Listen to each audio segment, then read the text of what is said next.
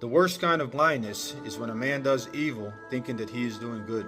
If you want to get people to do truly despicable and horrible things, convince them that what they are doing is good. This is what the devil has done to us throughout generations, and this is what God warns us about in the Quran. Now, there are many verses talking about this in the Quran, but I'll just use one for the sake of brevity, and I'll give an example. In the 6th chapter of the Quran, verse 63, God tells us, "By God, most certainly we sent to nations before you, but the devil made their deeds fair seeming to them, so he is their guardian today, and they will have a painful punishment."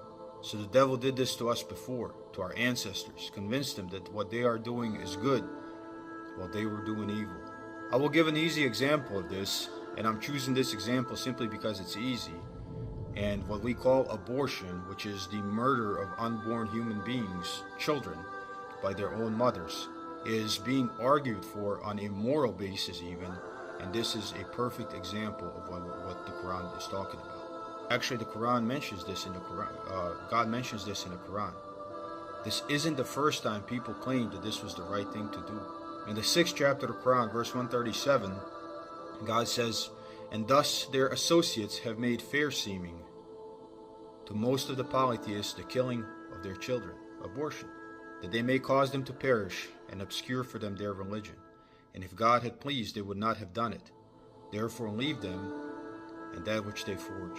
The devil has tried to control our perception since the beginning.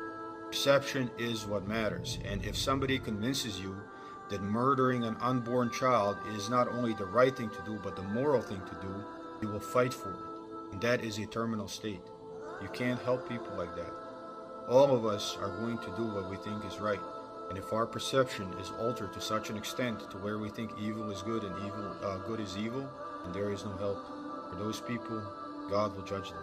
Please use the Quran to generate a correct perception of the world so you can distinguish between good and evil correctly, so you don't fall prey to the devil and his manipulation of perception, so you become like these people.